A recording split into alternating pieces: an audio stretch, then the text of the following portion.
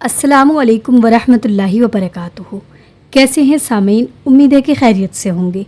آج میں جو ناول آپ کے سامنے لے کر حاضر ہوئی ہوں اس کا نام ہے حیوان، اور اس کی رائٹر ہیں قانتہ خدیجہ۔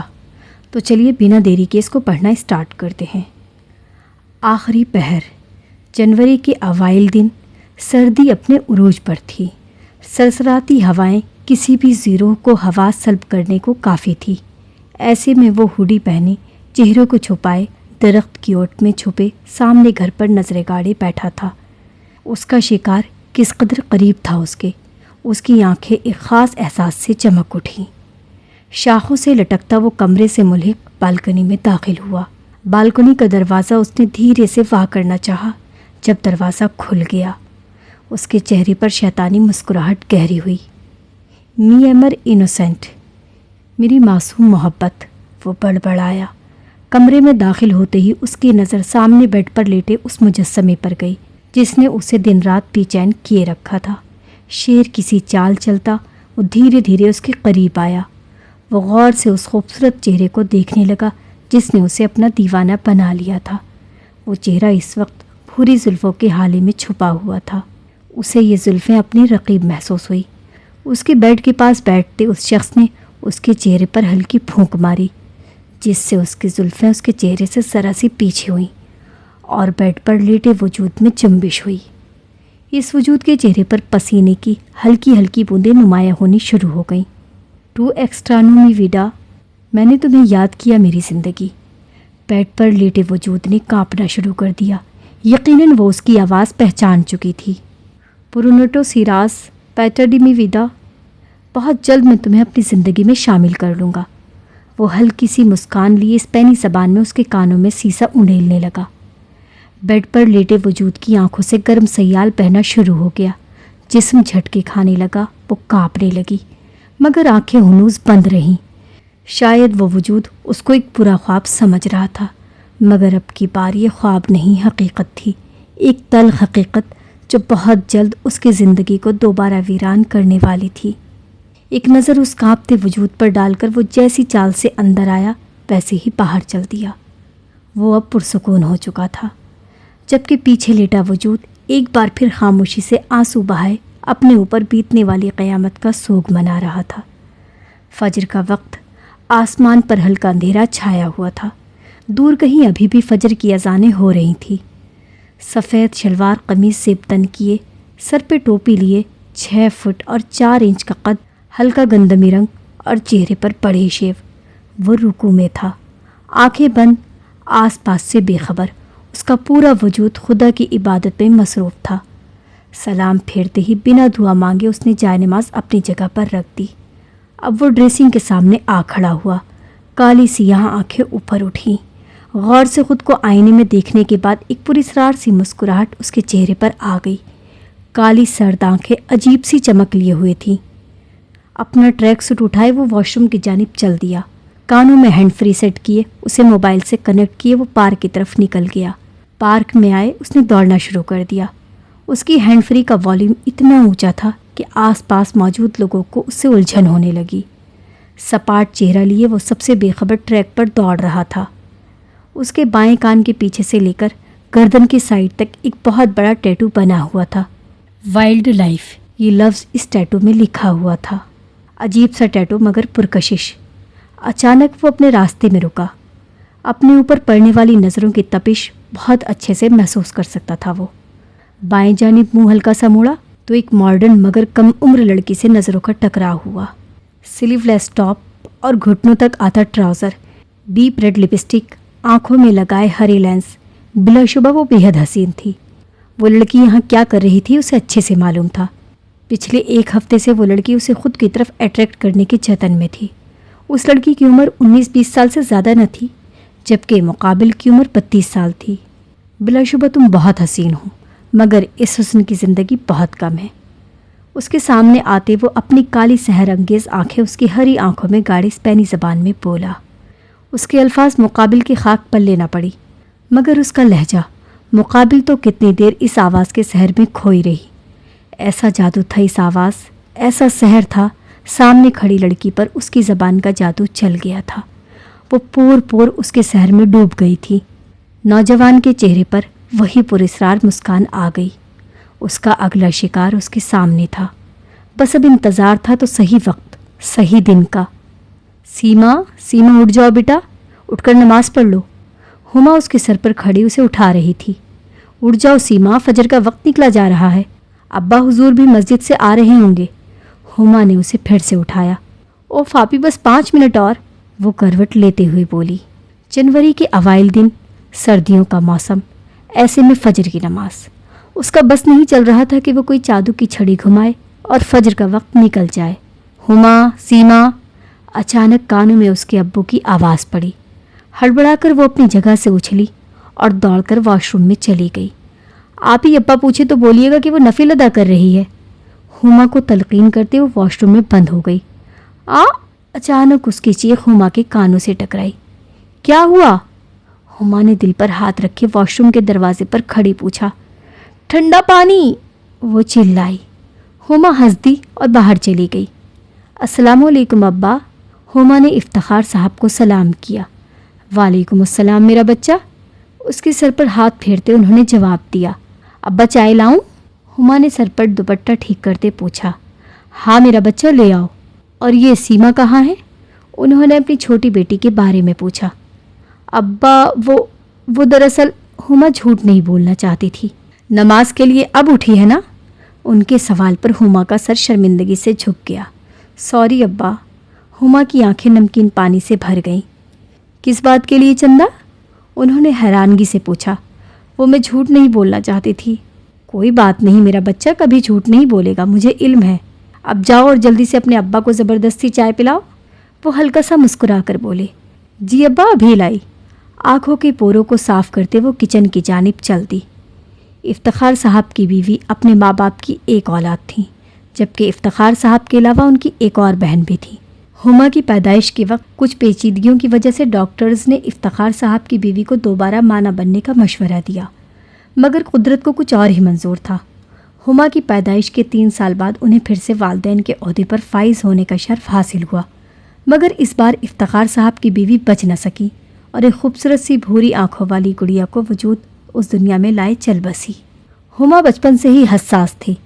इफ्तिखार साहब ने कभी भी दूसरी शादी का ख्याल अपने जहन में ना आने दिया और अपनी बच्चों की परवरिश बेहतरीन तरीके से की। सीमा थोड़ी लापरवाह थी, मगर उसने हमेशा अपने अब्बा के कवायद और कवानीन को अपनाया। अस्सलामु अलैकुम अब्बा, एक चहचहाती आवाज़ उनके कानों से टकराई। वो मुस्कुरा दिए। वालेकुम अस्सलाम मेरा बच्चा, मोहब्बत से उसका माथा चूमते वो बोले। नमाज पढ़ ली? जी। हालांकि उन्होंने आम लहजे में पूछा था, मगर सीमा शर्मिंदगी से सर झुका गई। तो फिर आज तो मैं अपनी गुड़िया के हाथ के बने पराठे खाऊंगा। वो सीमा को अपने साथ लगाते बोले। अब्बा, आलू के पराठे। सीमा की फरमाइश पर वो मुस्कुराए। हाँ मेरी गुड़िया, गर्मा गर्म आलू के पराठे, वो भी दही और अचार के साथ। चलो शाबाश, अब किचन में जाकर बहन का हाथ बटाओ। सर थपकते वो बोले। अब्बा, चाय बनाऊँ आपके लिए? सीमा जाते जाते पलटी। वो आप ही बना रही हैं, तुम बस गरम गरम पराठों का लजीज नाश्ता बनाओ। चले बेहतर। वो किचन में चली गई। पूरा घर इस वक्त सुनसान पड़ा था।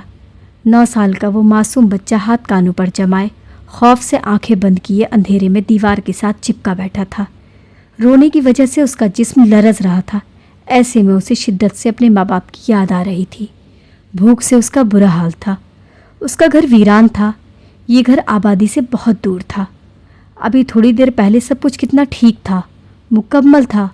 उसके माँ बाप उसके साथ थे। वो लोग हंसी खुशी उसकी 10वीं सालगिरह पर मुनक्किद की जाने वाली तकरीब के बारे में बात कर रही थी। मगर अचानक सब बदल गया।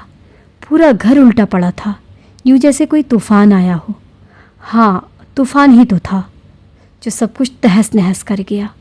मम्मा, पापा, उसने हल्की आवाज़ में अपने माँ बाप को आवाज़ दी, मगर वो बेजान वजूद क्या सुन पाते उसकी फरियादें। कांपती टांगों से वो अपनी जगह से खड़ा हुआ। हल्के हल्के कदम उठाता वो कमरे से बाहर निकलकर हॉल में आया, जहाँ हर चीज़ टूटी और बिखरी हुई थी। थोड़ी और हिम्मत करके वो आगे आया तो उसकी सांस रुक गई और हलक खुश्क हो गया। सामने उसकी माँ बाप की लाशें पड़ी थी, फटे कपड़े और खून से रंगे बदन। उस बच्चे का रंग पीला हो चुका था اور وہ لڑکھڑاتا ہوا ان کے جسموں کے پاس آ گرا۔ جاگنگ سے واپس آ کر وہ ناشتہ بنانے کی غرض سے کچن میں گیا اور 2 منٹ بعد ہی وہ ایک ٹرے اٹھائے لاؤنج میں آ گیا۔ ڈائننگ ٹیبل پر ناشتہ سیٹ کیے وہ اپنی کرسی کھسکا کر بیٹھ گیا۔ ایک گلاس جو لال مشروب سے بھرا تھا اور پلیٹ میں موجود سلیقے سے کٹے کچے گوشت کے ٹکڑے۔ وہ اکیلا ناشتہ کرنے میں مصروف تھا۔ گوشت کے ٹکڑے منہ میں ڈالے وہ ساتھ ساتھ ہی لال مشروب والا گلاس بھی منہ کو لگا لیتا۔ وہ ناشتے سے فارغ ہوا ہی تھا کہ اس کا موبائل بجا۔ نمبر دیکھا تو مینیجر کا تھا۔ کسی کو بھی اسے فضول میں کال کرنے کی اجازت نہ تھی، ضرور کوئی اہم کام تھا۔ کال اٹھائے اس نے موبائل کان سے لگایا۔ السلام علیکم سر، مینیجر کی آواز کانوں سے ٹکرائی۔ بولو، اس نے سوال کیا اور سلام کا جواب دینا ضروری نہ سمجھا۔ سر وہ آپ سے ملنے کوئی مسٹر البرٹو آئے ہیں، وہ کہہ رہے ہیں کہ وہ اسپین سے ہیں اور آپ کو اچھے سے جانتے ہیں۔ مینیجر کی ڈری ڈری سی آواز اسے سنائی دی۔ ایک پر اسرار مسکراہٹ ہونٹوں پر دوبارہ در آئی۔ یہی تو چاہتا تھا وہ، خوف، لوگوں کا اس سے ڈرنا، اسے مزہ دیتا تھا یہ سب۔ وہ اب کھڑکی کے پار کھڑا باہر دیکھ رہا تھا جب نظر اسی پارک والی لڑکی پر پڑی۔ اس کی مسکراہٹ مزید گہری ہو گئی۔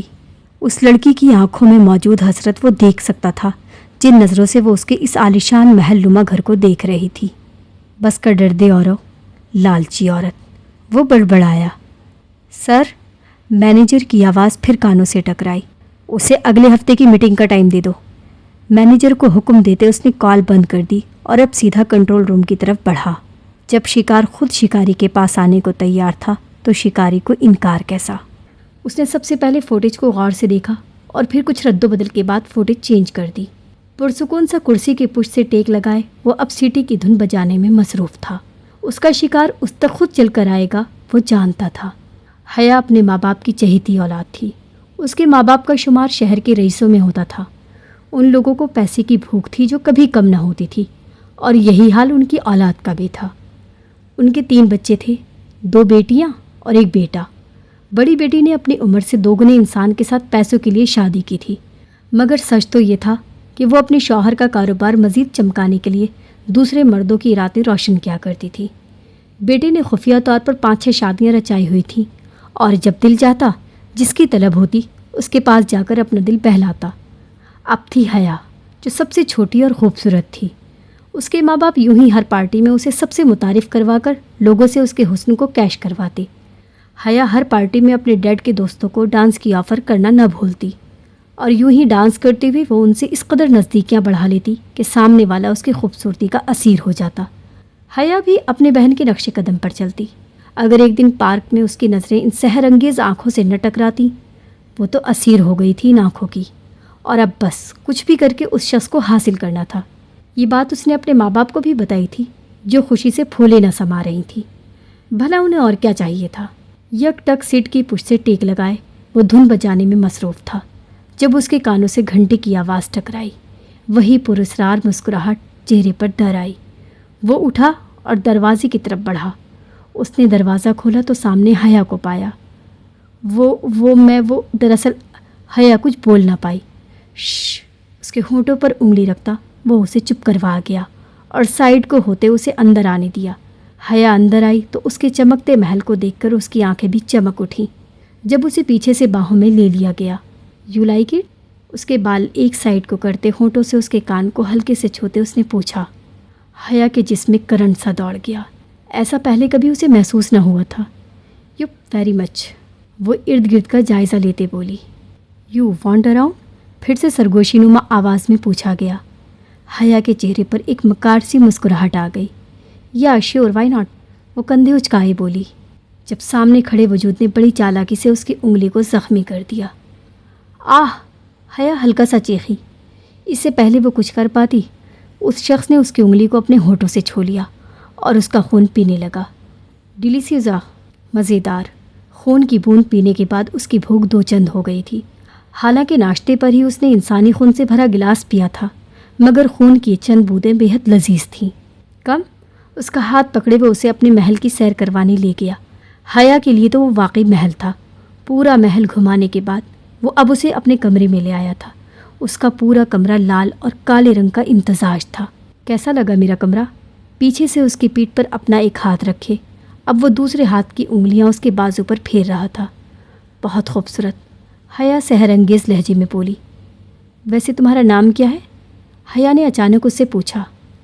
مومن، وہ ایک لفظی جواب دیتے اس پر جھوکا۔ میرا نہیں پوچھو گے؟ حیا تھوڑا فاصلہ برقرار رکھتے پوچھنے لگی۔ نہیں۔ وہ دوبارہ اسے قابو میں لیتے اس پر جھکتا چلا گیا۔ حیا مسکرا دی۔ آخرکار اس نے اسے حاصل کر لیا تھا۔ چند لمحوں کی خاموشی کے بعد اس نے حیا کو خود سے تھوڑا دور کیا۔ اس میں اب برداشت ختم ہو رہی تھی۔ انسانی جسم کی بھوک بڑھ گئی تھی اس میں۔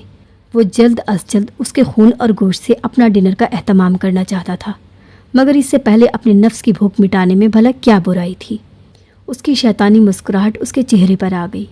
آج کی رات تمہاری زندگی کی آخری حسین رات ہوگی، اس پر جھکتے وہ مخمور لہجے میں بولا اور اسے اپنی باہوں میں قید کر لیا۔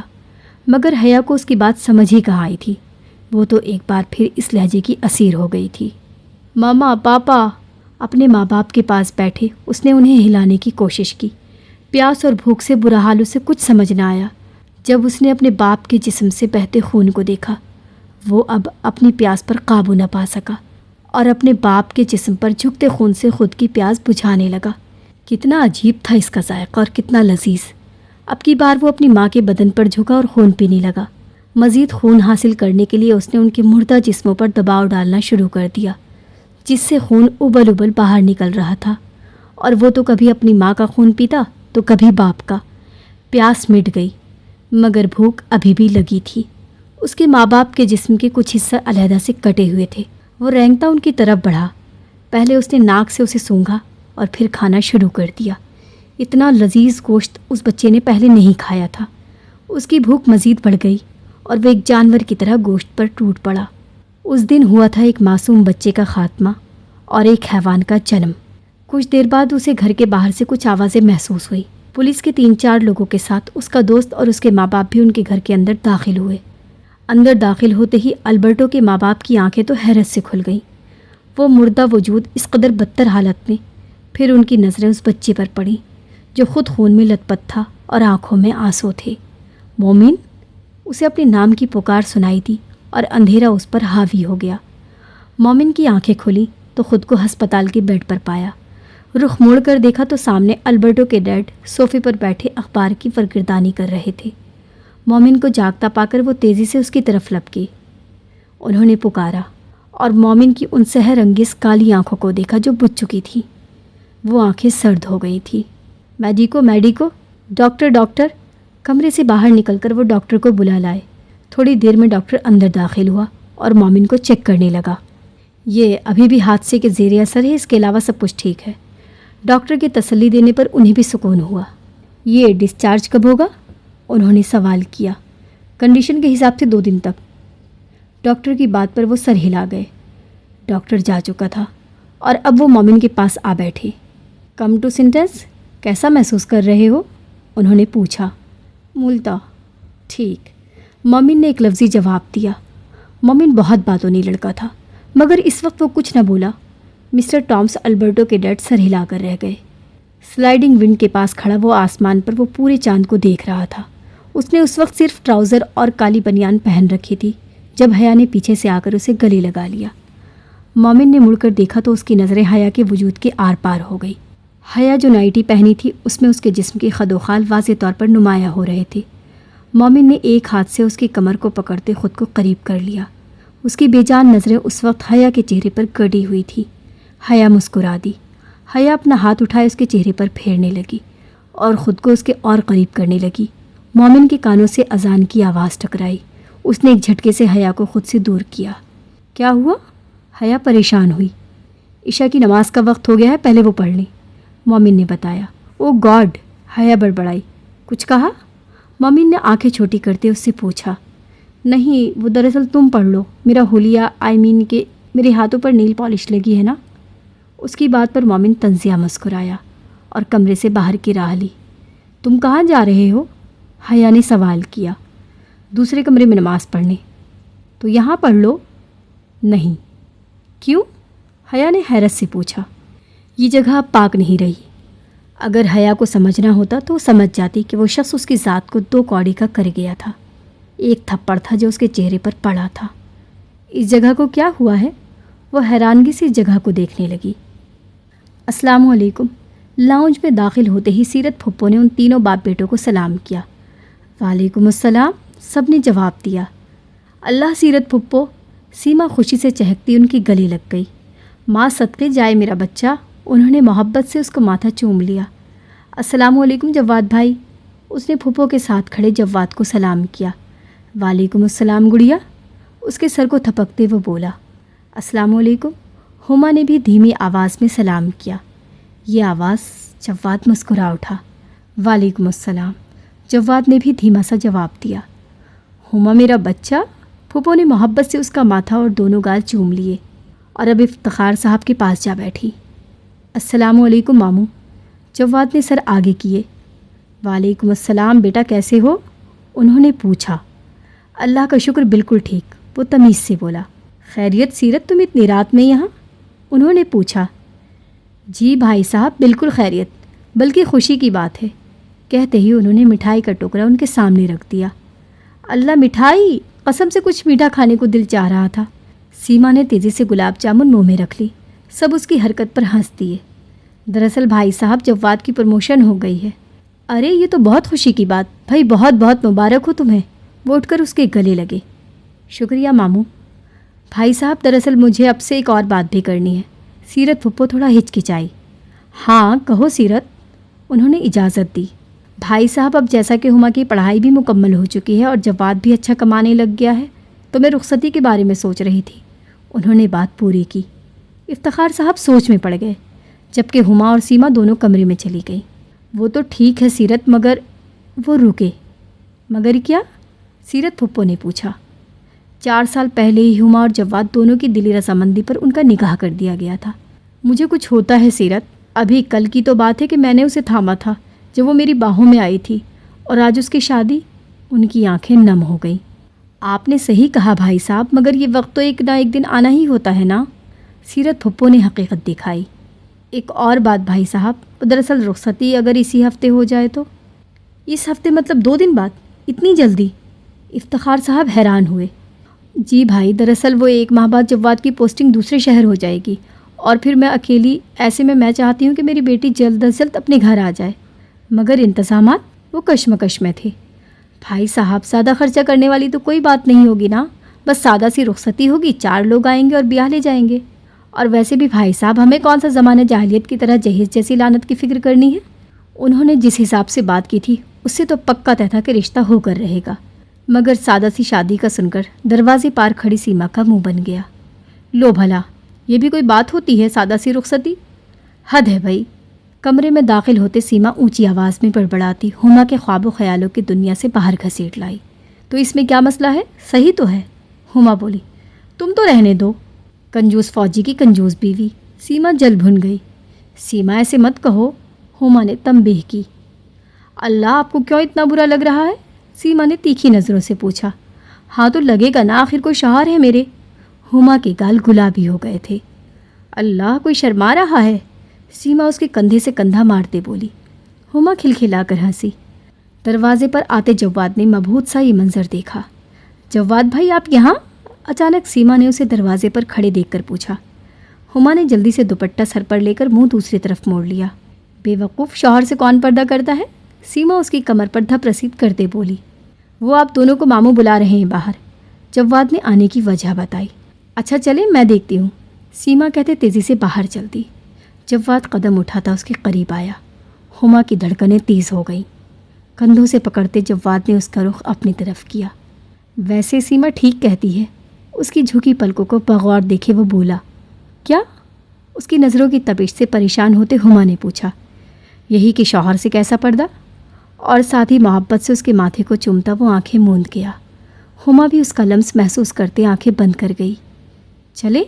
इससे थोड़ा सा दूर होते जव्वाद ने पूछा। कहाँ? उसके लम्स में खोई हुमा ने पूछा। सबसे दूर, सिर्फ तुम और मैं। होंठ दांतों के अंदर दबाए उसने जवाब दिया। वो अब्बा बुला रहे हैं। कहते ही वो जव्वाद से ख़ुद को छुड़वाते बाहर भागी। पागल, जव्वाद ज़ेरे लब बोला। मोमिन के माँ बाप की मौत को हुए 5 माह हो चुके थे, मगर अब वो बहुत रिज़र्व हो गया था। टॉम्स और मार्था अल्बर्टो के वालिदैन मोमिन को अडॉप्ट कर चुके थे। पहले तो उन्होंने कुछ न कहा क्योंकि वो उसके जहनी कंडीशन से आगाह थे, मगर अब तो परेशान हो गए थे। मोमिन बहुत बदल गया था। अलबत्ता एक आदत उसकी अभी भी न बदली थी, और वो थी 5 वक्त की नमाज, जो वो बाकायदगी से पढ़ता था और दुआ भी मांगता था। उसे 7 साल की उम्र में ही उसकी माँ ने नमाज पढ़ाना शुरू कर दिया था, और वो खुद भी जोशो खरोश से नमाज पढ़ता था। सब लोग उस वक्त खाने के टेबल पर मौजूद थे। मोमिन हर डिश को घूर रहा था, मगर किसी को हाथ तक न लगाया था। उसे तो बस वो डिश खानी थी जो उसने उस रात खाई थी, मगर वो हर रात डिनर पर उस डिश को ना पाकर उदास हो जाता। मोमिन, तुम क्या खाना पसंद करोगे? 28 साला मार्था ने उससे पूछा। मार्था और टॉम्स की जब शादी हुई थी तब मार्था 17 और टॉम्स 21 साल का था। गोश्त, मोमिन ने जवाब दिया। ये लो। उसकी प्लेट में स्टीम चिकन रखे वो बोली। मोमिन मुसलमान था, इसीलिए मार्था उसे खंजीर का गोश्त नहीं खिलाती थी, और चिकन पकाने के बर्तन भी अलहदा थे और मोमिन की प्लेट भी। वो भले मुसलमान न थी, मगर इस्लाम का एहसास करते उसने कोशिश की थी कि मोमिन को उसके मज़हब के हवाले से तालीम दी जाए। उसने स्टीम चिकन की प्लेट परे खिसका दी। मार्था की आंखें हैरत से फैल गईं। वो जानती थी कि मोमिन के मज़हब में कच्चा गोश्त हराम है। उसे अब शक होने लगा था कि मोमिन का जहनी तवाज़ुन ख़राब हो गया है। अच्छा, तुम ये आज खा लो, कल के डिनर में तुम्हें कच्चा गोश्त मिलेगा। मार्था ने उसे बहलाया फुसलाया। वादा? वादा। मार्था ने उससे वादा किया। मोमिन अब सुकून से खाना खा रहा था। वो आस पास को भुलाए खुदा की इबादत में मसरूफ़ था जब हया चेक करने के लिए अंदर आई। इस वक्त वो सर पर टोपी और सफ़ेद शलवार कमीज़ पहने नमाज़ पढ़ रहा था। हया तो उसको यूँ देखकर हैरान रह गई। खैर, वो उसकी पुश्त पर सोफ़े पर जा बैठी। तकरीबन 10 मिनट बाद मोमिन ने नमाज मुकम्मल की और जायनमाज़ अपनी जगह पर रख दी। तुम दुआ नहीं करोगे? हया ने अचंभे से सवाल किया। तुम यहाँ कब आई? मोमिन ने सपाट लहजे में पूछा। जब तुम नमाज में मशगूल थे। खैर, तुमने बताया नहीं, तुमने दुआ नहीं मांगी? हया ने पिछला सवाल दोहराया। मैं दुआ क्यों मांगूँ? मेरे पास सब कुछ है, किसी चीज़ की ज़रूरत नहीं मुझे। वो करोफर से बोला। आर यू श्योर कि तुम्हें किसी भी चीज़ की ज़रूरत नहीं? उसके चेहरे पर उंगलियां फेरते हया ने एक अदा से पूछा। नहीं, मुझे किसी भी चीज़ की ज़रूरत नहीं। उसका हाथ अपने हाथ में थामे वो सर्द लहजे में बोला और झटके से उसका हाथ छोड़ दिया। मोमिन को अब उसमें कोई कशिश न महसूस हुई। हाँ, बस एक भूख, एक प्यास थी जो उसके अंदर पनप रही थी, जिसे पूरा करने का वक्त आ गया था। हया को तकलीफ़ का एहसास हुआ। आओ, मोमिन ने पुकारा। कहाँ? हया ने हैरत से सवाल किया। तुम्हें कुछ दिलचस्प दिखाना है। मोमिन की मुस्कुराहट। अगर हया अक्लमंद होती तो ज़रूर ख़तरा महसूस कर लेती। ओके। कंधे उचकाए वो उसके पीछे चल दी। मोमिन अब उसे बेसमेंट में ले आया और एक दीवार के पास खड़े होकर उसमें पासवर्ड डाला। अचानक दीवार पीछे को सरकी और एक तंग गली नुमा रास्ता वाज़ेह हुआ। मोमिन, ये क्या है? हया डरी। भरोसा है मुझ पर? मोमिन ने उसकी आंखों में आंखें गाड़े पूछा। बहुत ज़्यादा। हया आंखों में चमक लिए बोली। तो फिर बस, कोई सवाल नहीं मेरी जान। वो मुतमईन से उसके पीछे चल दी, एक ऐसी जगह जहाँ से शायद वो कभी वापस ना आ पाए। मोमिन अब एक बंद कमरे के बाहर खड़ा था। दोबारा से पासवर्ड डालने के बाद दरवाज़ा खुला। मोमिन ने लाइट्स ऑन की तो हया हैरत के मारे मुंह खोले कमरे को देखने लगी। ये कमरा तो मास्टर बेडरूम से भी बड़ा था। मोमिन उसके हाथ पकड़ता उसे कमरे के बीचों बीच ले आया और उसे वहीं खड़ा किए वो ड्रेसिंग रूम में चला गया। जब वापस आया तो हाथ में खूबसूरत सा ब्लैक गाउन था जिस पर हल्के मोतियों का काम हुआ था। जाओ, रेडी हो जाओ। हया की तरफ गाउन बढ़ाते वो बोला। हया ने भी कोई सवाल किए बिना गाउन पकड़ लिया और वॉशरूम की सिमत चल दी। मोमिन रूम में मौजूद रेफ्रिजरेटर की तरफ आया और उसमें से लाल मशरूब की बोतल निकाली गिलास में उड़ेल दी। जब गिलास भर गया तो वो बोतल अंदर रखते घोट घोट मशरूब उतारने लगा। इतने में हया गाउन पहने बाहर आई। मोमिन कदम बढ़ाता उसकी तरफ आया और चेहरे पर झूलती बालों की लट को पीछे किया। मोमिन, आई नीड यू, हया मखमूर लहजे में बोली। मोमिन ने गौर से उसकी आंखों को देखा जिनमें मोहब्बत की जगह तलब थी। मतलब था, लिस्ट थी। मोमिन के गले में बाहें डालकर वो उससे चिपक गई। नीच औरत, वो स्पेनी ज़बान में बोला। काली सहरज़दा आंखें सर्द हो चुकी थी। मोमिन ने हया को खुद से दूर किया और मशरूब वाला गिलास उसके होंठों के पास ले आया। हया ने मोमिन की आंखों में देखते गिलास मुंह को लगा लिया, मगर अगले ही पल उसने मशरूब थूक दिया। ये क्या है? हया कांपते पूछने लगी। क्या है? اچانک اسے مومن کی آواز اجنبی لگی۔ یہ تو خون ہے۔ آنکھیں خوف کے مارے بڑی ہو گئی۔ تو ایک گھونٹ بھرے اس نے حیرت سے پوچھا۔ اچھا سب چھوڑو، ادھر آؤ۔ وہ بچوں کی طرح اسے بہلائے اپنی طرف بلانے لگا۔ حیا نے سر نفی میں ہلایا۔ ادھر آؤ۔ اب کی بار وہ دھاڑا۔ مجھے گھر جانا ہے۔ اچانک حیا کو اپنا سانس بند ہوتے محسوس ہوا۔ کیا تمہیں لگتا ہے کہ میں تمہیں جانے دوں گا؟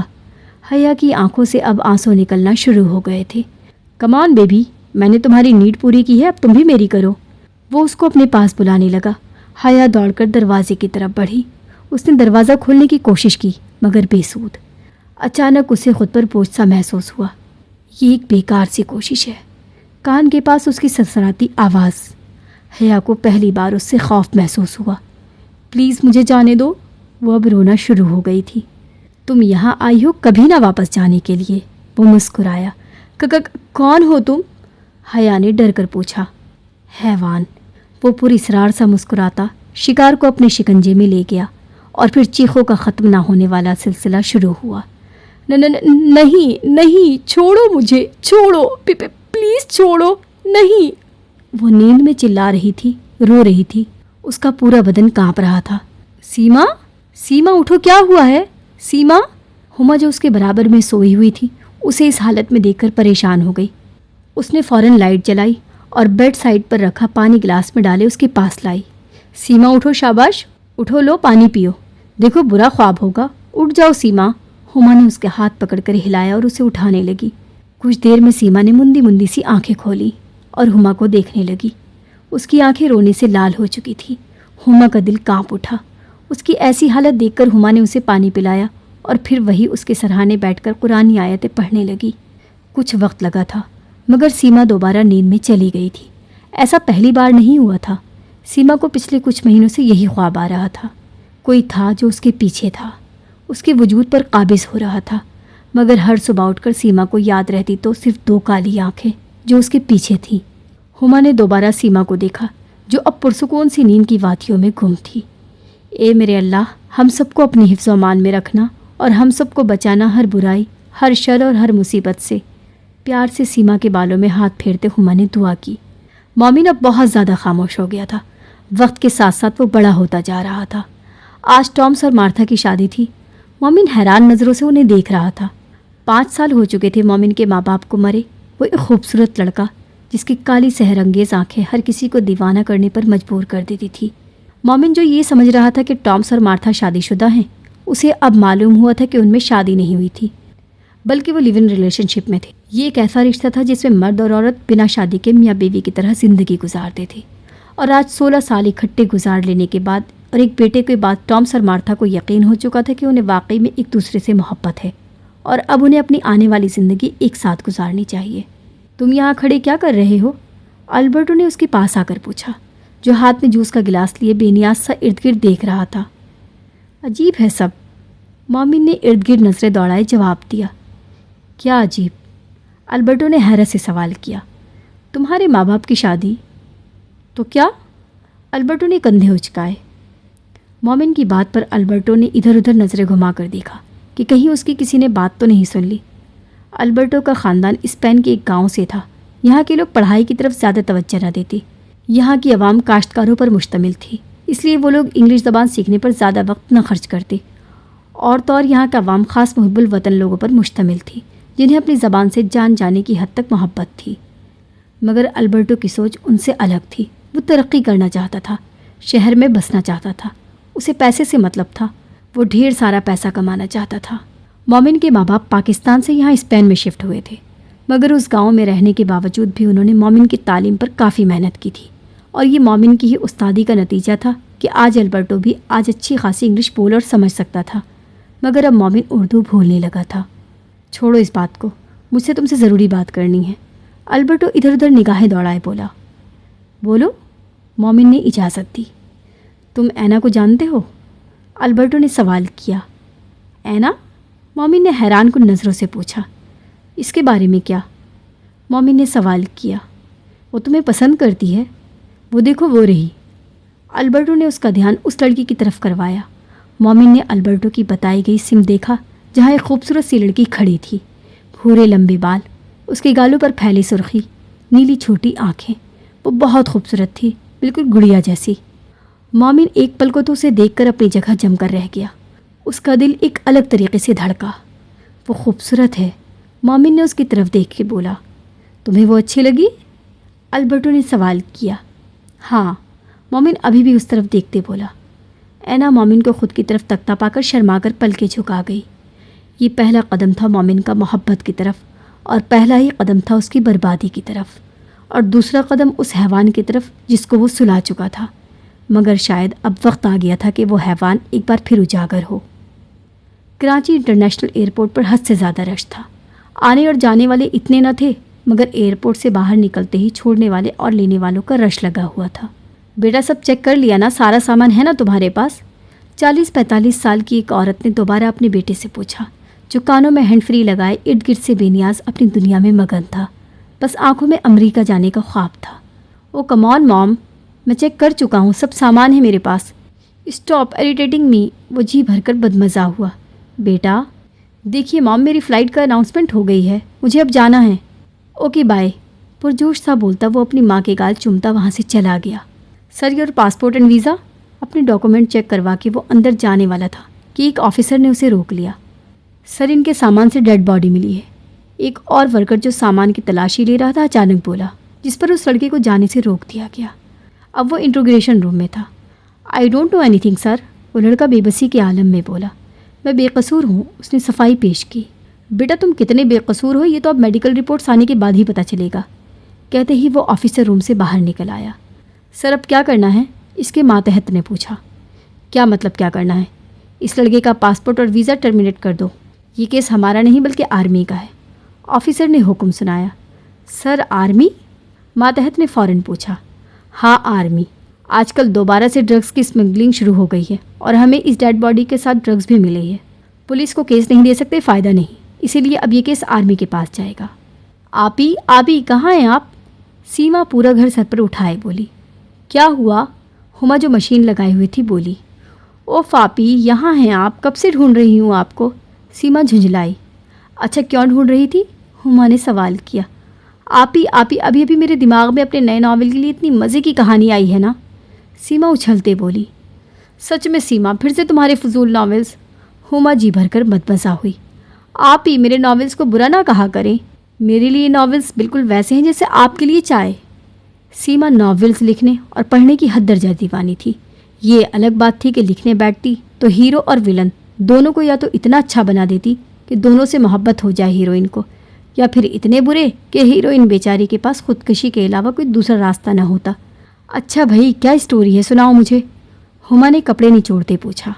آپی میں نے ایک آدم خور پر کہانی لکھوں گی، سیما اشتیاق سے بولی۔ لاہور سیما، دماغ خراب ہے تمہارا؟ ہما کا دل دہل گیا اس کا آئیڈیا سن کر۔ اوف آپی اتنی الگ کہانی ہوگی، ایک آدم خور جو انسانی خون اور گوشت کھاتا ہو۔ سیما کتنا غلط ٹاپک لیا ہے تم نے، بھائی کوئی ادب پر لکھو تاکہ لوگ اس سے کچھ سیکھ بھی سکیں، ہما نے سمجھانا چاہا۔ ارے بس کر دے آپی، آج کل دنیا میں ہر انسان کو سب کچھ پتہ ہے اور لوگ ایسی ادب و اداب والی کتابیں بھی نہیں پڑھتے۔ سیما نے پھر سے منہ بنایا۔ ویسے آپی ایک بات پوچھوں؟ سیما نے سوال کیا۔ آپی انسانی گوشت کیوں حرام ہے؟ سیما نے سوال کیا۔ ہما مسکرا دی۔ کیونکہ انسان کا گوشت تمام جانوروں کے گوشت میں سب سے لذیذ ہے، اسی لیے اللہ نے حرام قرار دے دیا۔ اگر انسانی گوشت حلال ہوتا نا تو لوگ ایک دوسرے کو مار کر اپنا پیٹ بھرتے۔ ہما کے جواب پر سیما سن رہ گئی۔ آپی ہم بھی؟ سیما نے سوال کیا۔ ہاں ہم بھی، آخر کو ہم بھی تو انسان ہیں نا، اس کی گال پر چٹکی کاٹتے ہما بولی۔ شکر ہے اللہ میاں نے انسانی گوشت حرام کر دیا، سیما جھنجھلائی بولی۔ مگر آپی جو لوگ انسان کا گوشت کھاتے ہیں وہ لوگ؟ سیما نے بات ادھوری چھوڑی۔ تو وہ انسان کب ہے سیما؟ وہ تو حیوان ہے سیما، جانور۔ وہ اللہ کے ماننے والے نہیں بلکہ شیطان کے پجاری ہیں وہ۔ ہما کی بات پر سیما جی جان سے کانپ اٹھی۔ اب بھی لکھنا ہے ناول؟ ہما اس کی حالت پر ہنستی پوچھنے لگی۔ بالکل آپی، میں تو لکھوں گی، اتنی مزے کی کہانی، ہائے اللہ میں تو آج سے ہی لکھنا شروع کرتی ہوں۔ اور سیما محترمہ یہ جا وہ جا، اس کا کچھ نہیں ہو سکتا، آدم خور پر لکھنا ہے محترمہ، استغفر اللہ۔ ہما نفی میں سر ہلاتے دوبارہ کپڑے نچوڑنے لگ گئی۔ بند کمرے میں راکنگ چیئر پر بیٹھا وہ گہری سوچ میں تھا۔ گرم کافی کا کپ ہونٹوں کو لگائے اس کی پرسوچ نظریں دور آفاق میں نہ جانے کیا ڈھونڈ رہی تھی۔ آہ اینا، کاش کہ تم ایسی نہ ہوتی، وہ تکلیف سے بولا۔ کتنے خوش تھے ہم ساتھ، مگر تم نے سب ختم کر دیا۔ کافی ختم کیے اسے اپنی گاڑی کی چابیاں اٹھائیں اور تھوڑی دیر کے لیے باہر نکل گیا۔ کراچی کی سڑکوں پر وہ یوں ہی یہاں سے وہاں گاڑی چلانے میں مصروف تھا جب اس کی نظر فٹ پاتھ پر بیٹھے ملجگے سے حلیے میں موجود بچے پر گئی۔ اس بچے کے کپڑے پھٹے ہوئے تھے جبکہ پیروں میں چپل نہ تھی۔ مومن نے ارد گرد دیکھا جہاں ہر کوئی اس بچے سے بے نیاز اپنی دنیا میں مگن تھا۔ میرے ساتھ چلو گے؟ گاڑی سے نکلتے ہی مومن اس کی طرف گیا اور اب اس کے سامنے بیٹھے پوچھنے لگا۔ وہ بچہ ڈر چکا تھا۔ اس نے اپنی خوفزدہ آنکھوں سے مومن کو دیکھا۔ بھوک لگی ہے؟ مومن نے پھر سے پوچھا۔ ہاں، بچے نے جلدی سے اس بات میں سر ہلایا۔ کچھ سوچتے مومن سامنے والی دکان پر گیا اور کھانے پینے کا کچھ سامان لا کر اس بچے کو دیا۔ وہ بچہ کھانا ملتے ہی اس پر ٹوٹ پڑا۔ مومن کو وہ دن یاد آ گیا جب وہ بھی یوں ہی بھوکا تھا۔ چلو گے میرے ساتھ میرے گھر؟ مومن نے دوبارہ پوچھا۔ 6 سال کا وہ معصوم بچہ اس کو فرشتہ سمجھ بیٹھا اور فوراً ہاں میں سر ہلایا۔ مومن نے اس کا ہاتھ پکڑا اور اسے گاڑی میں لا کر بٹھایا۔ تم اینجل ہو؟ بچے نے پوچھا۔ نہیں، میں ڈیل ہوں، سپاٹ لہجے میں جواب دیتے اس نے گاڑی سٹارٹ کی اور گھر کی طرف راہ لی۔ تھوڑی دیر میں بچہ گاڑی کی گرمائش اور بھرے پیٹ کے سبب نیند کی وادی میں چلا گیا۔ یہ دنیا تمہارے لیے نہیں ہے، بہت جلد میں تمہیں اس جگہ بھیج دوں گا جہاں تمہیں ہونا چاہیے۔ کالی سحر انگیز آنکھیں اس وقت چمک رہی تھیں۔ حیوان جاگ اٹھا تھا ایک اور شکار کرنے کے لیے۔ اسلام آباد میٹنگ روم میں اس وقت کانفرنس چل رہی تھی۔ جینٹل مینز، جیسا کہ آپ لوگ جانتے ہیں، آج کل دوبارہ سے ڈرگس کا استعمال پھر سے شروع ہو چکا ہے۔ ڈرگس کو اسمگل کیا جانا شروع ہو چکا ہے، مگر ایک ایسا کیس ہمارے پاس آیا ہے جس نے سب کو ہلا کر رکھ دیا ہے۔ جنرل شمس بول رہے تھے۔ کیسا کیس سر؟ ڈیڈ باڈی کے ذریعے ڈرگز اسمگلنگ کا کیس، وہ بولی، جبکہ وہاں موجود تمام نفوس حیرانگی سے اپنے سینئر کو دیکھنے لگی۔ ہاں، ڈرگز اسمگل ہوتی تھی مگر ڈیڈ باڈی کے ذریعے۔ میں سمجھا نہیں سر، کیپٹن جواد نے پوچھا۔ بتاتا ہوں جینٹل مین۔ پھر جنرل نے انہیں کراچی ایئرپورٹ ہونے والی داستان سنائی۔ تمام آفیسر اس وقت اپنی سوچ میں گم تھے۔ اب ہمارے لیے کیا حکم ہے سر؟ میجر نے ان سے پوچھا۔ میجر شہید، میجر نہاد، کیپٹن جواد اور کیپٹن زین، اب چاروں کا تبادلہ کراچی ہو رہا ہے، یہ تو آپ سب جانتے ہیں، مگر اب ساتھ ہی یہ کیس آپ چاروں کے سپرد کر دیا گیا ہے۔ میجر شہید، آپ اس کیس کو لیڈ کریں گے۔ Any objection? جنرل نے پوچھا۔ نو سر، وہ چاروں ایک زبان بولے۔ گڈ، میٹنگ از اوور، کہتے ہی جنرل اپنے پشت سے کھڑے ہوئے تو وہاں سب موجود سب آفیسرز کھڑے ہو گئے اور جنرل کے جانے کے بعد ہی وہ بھی نکلنے لگے۔ کیا سوچا جا رہا ہے کیپٹن؟ جواد کو سوچتا پا کر نہاد نے پوچھا۔ یہی کہ کیا یہ کیس واقعی ڈرگس کا ہے؟ جواد نے بتایا۔ مطلب؟ کیپٹن زین نے سوال کیا۔ مطلب آسان ہے کیپٹن زین، ایئرپورٹ پر ایک ڈیڈ باڈی کا ملنا اور پھر اس کے ساتھ موجود ڈرگس، اور وہ بھی ایک سویلین کے بیگ سے، صاف معلوم ہو رہا ہے کہ اصل معاملہ کچھ اور ہے۔ میجر شہیر کے بولنے پر ان سب نے اس کی طرف دیکھا۔ کیپٹن زین؟ یس سر، مجھے اس کیس کی فائل چاہیے، میجر شہیر نے آرڈر دیا۔ Okay sir. کیپٹن جواد؟ یس سر، آپ مجھے انفارم کریں کہ وہ سویلین جس کے بیگ سے باڈی ملی تھی اسے اس وقت کہاں رکھا گیا ہے۔ Okay sir. جواد سیلیوٹ کرتا باہر نکل گیا۔ تمہارے دماغ میں کیا چل رہا ہے شہیر؟ نہاد نے سوال کیا۔ کچھ نہیں، اور بہت کچھ بھی، شہیر نے جواب دیا۔ اللہ ہمیں اپنے حفظ و امان میں رکھے، آخر کو تم کیس لیڈ کر رہے ہو۔ نہاد دونوں ہاتھ اٹھائے دعا کرتے بولا۔ شہیر کے ہونٹوں پر ایک مسکان آ گئی۔ یہاں کھڑے کیا کر رہے ہو؟ ہمیں کراچی جانا ہے، ٹرانسپورٹ کا بندوبست کرو۔ شہیر کے کہنے پر نہاد نے اسے یوں دیکھا جیسے اس نے نہ جانے کیا بول دیا ہو۔ کیا مطلب ہے؟ ہم بائی ایئر جائیں گے نا؟ نہاد نے پوچھا۔ نہیں، ہم بائی روڈ جائیں گے۔ شہیر کی بات پر نہاد اسے ٹکر ٹکر دیکھنے لگا۔ By road? نہاد نے کنفرم کرنا چاہا۔ ہاں، بائی روڈ، شہیر نے جواب دیا۔ نہیں تو مذاق کر رہے ہو نا؟ نہاد نے پوچھا۔ بالکل بھی نہیں، شہیر نے نفی میں سر ہلایا۔ شہیر، ہمیں لاہور نہیں جانا جو تم بائی روڈ بول رہے ہو، کراچی جانا ہے، نہاد نے اسے بتایا۔ مجھے پتا ہے، شہیر مزے سے کندھے اچکائے بولا۔ تم مر جاؤ چول انسان، نہایت درد بھرے لہجے میں بولا۔ سنو، جواد ہمارے ساتھ نہیں جائے گا، اس کی شادی ہے، وہ بعد میں آئے گا، شہیر بولا تو اس کی آنکھوں میں موجود درد نہاد کو افسوس میں مبتلا کر گیا۔ شہیر چھوڑ دو اسے، نہاد نے سمجھایا۔ چھوڑ ہی تو دیا ہے، ایک درد تھا جو اس کے لہجے میں تھا۔ میں آیا، نہاد کمرے سے باہر نکل گیا۔ پیچھے کھڑے شہیر نے درد سے آنکھیں موند لی۔ شہیر اور اس کی ٹیم کراچی کے لیے روانہ ہو چکی تھی، ماں سوائے جواد کے جس کی آج شادی تھی۔ پورا سفر شہیر نے آنکھیں بند کیے گزارا۔ ایک تکلیف تھی جو اس کے دل میں اٹھی تھی۔ اسے آج وہ دن یاد آیا جب وہ اس کی محبت کا اسیر ہوا تھا، جو آج کسی اور کی ہونے جا رہی تھی۔ ماسی، سیما جلدی کرو نا، گھر بھی جانا ہے۔ اتنی دیر ہو گئی، ابا پریشان ہو رہے ہوں گے، اور پھر مغرب کا وقت بھی ہو گیا ہے۔ ہما سیما سے بولی، جس کی شاپنگ ختم ہونے کا نام نہیں لے رہی تھی۔ اوہو آپی، بس 10 منٹ پلیز۔ سیما نے منت کی، جس پر ہما نے ہاں میں سر ہلا کر اسے اجازت دی۔ چلے آپی؟ سیما اس کے پاس آ کر بولی۔ شکر اللہ کا۔ ہما نے شکر ادا کیا اور بازار سے باہر کو نکلی۔ وہ دونوں اس وقت فوڈ اسٹریٹ سے ہو کر گزر رہی تھی جب ایک آدمی ہما کے پاس سے اچانک سے گزرا، مگر ہما اپنی راہ میں رک گئی۔ اس کی آنکھیں آنسوں سے بھر گئی تھیں۔ کیا ہوا آپی، چلے نا؟ سیما اس سے بولی تو ہما پھر سے چلنے لگ گئی۔ اللہ آپی، جلیبیاں لے لیں؟ سیما للچائی نظروں سے جلیبی کی دکان کو دیکھ کر بولی۔ سیما دیر آپی، بس 5 منٹ۔ سیما تیزی سے دکان کی طرف گئی، جبکہ ہما ایک سائڈ پر آ کر کھڑی ہو گئی۔ وہ آدمی ایک بار پھر ہما کے برابر میں آ کھڑا ہوا اور کسی نہ کسی طریقے سے اسے چھونے کی کوشش کرنے لگا۔ شہیر جو اپنی بائک اسٹارٹ کر رہا تھا، اس کی زیرک نگاہوں سے یہ سب چھپ نہ سکا۔ اس نے ایک نظر اس لڑکی کو دیکھا جو ضبط کی آخری حد کو چھو رہی تھی۔ اس کی آنکھیں آنسوں سے بھر گئی تھی۔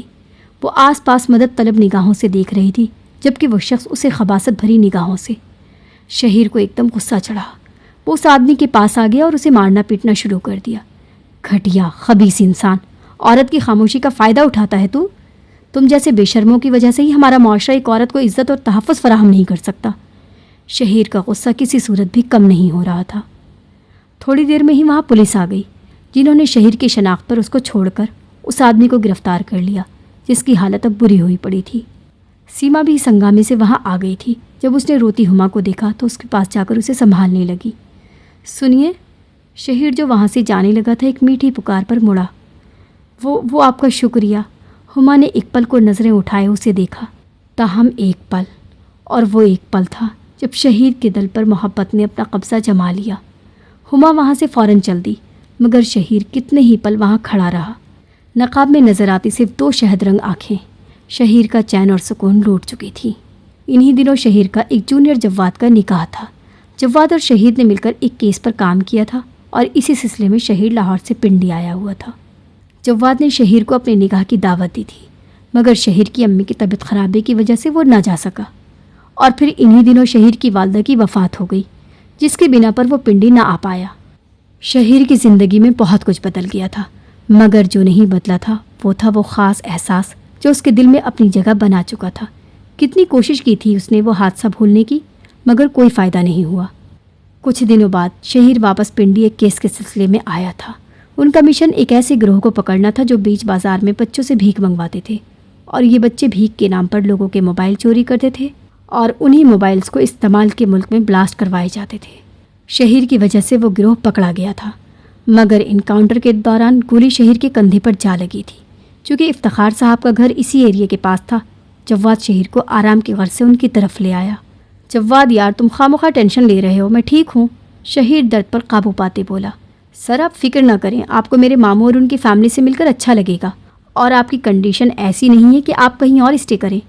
جواد اسے جواب دیتا افتخار صاحب کے گھر لے آیا۔ افتخار صاحب نے جواد کی بات سن کر شہیر کو رات گزارنے کی اجازت دے دی تھی، مگر جب شہیر کو باتوں ہی باتوں میں معلوم ہوا کہ ان کے گھر میں صرف وہ اور ان کی 2 بیٹیاں ہیں، تو وہ جواد کو گھورتا رہا، جو ہر جگہ دیکھ رہا تھا ماں سوائے شہیر کے۔ ابو، کھانا لگ گیا ہے۔ اتنے میں ہما نے دروازہ کھٹکھٹا کر انہیں اطلاع دی۔ یہ آواز نہیں، وہ نہیں ہو سکتی۔ شہیر نے غلط فہمی سمجھ کر سر جھٹکا۔ آ جاؤ بیٹا، کھانا کھا لیں۔ افتخار صاحب کی بات پر وہ کھانے کو چل دیے۔ شہیر جو ہاتھ دھونے کی نیت سے باہر آیا تھا، ایک وجود سے ٹکرایا۔ ہما نے شہیر کو دیکھتے فوراً دوپٹے سے نقاب کر لیا، مگر شہیر، وہ تو پہچان چکا تھا ان آنکھوں کو، یہی تو تھی وہ۔ ہما شہیر کو دیکھ کر وہاں سے بھاگ گئی، جب پیچھے سے جواد آیا۔ سر آپ یہاں؟ جواد نے اس سے پوچھا۔ ہاں، وہ ہاتھ دھونے تھے، شہیر نے چونک کر جواب دیا۔ اچھا، وہ کون تھی؟ افتخار صاحب کی بیٹی؟ شہیر نے جواد سے باتوں باتوں میں پوچھا۔ جی سر، ماموں کی بیٹی اور شہیر کو کسی انہونی کا احساس ہوا۔ اور میری بیوی، جواد خوشی میں مسکراتے بولا، اور شہیر کو یوں لگا جیسے کوئی اسے تپتے صحرا میں چھوڑ چکا تھا، اور آج شہر کو معلوم ہوا تھا کہ وہ احساس جو وہ اتنے دنوں سے دل میں لیے گھوم رہا تھا وہ کوئی اور نہیں بلکہ محبت کا احساس تھا۔ اور یہاں کرتے ہیں ہم اپنے اس فرسٹ ایپیسوڈ کا اختتام، اور آپ بتائیں آپ کو یہ ناول کیسا لگ رہا ہے۔ چلیے آج کے لیے اتنا ہی، اللہ حافظ۔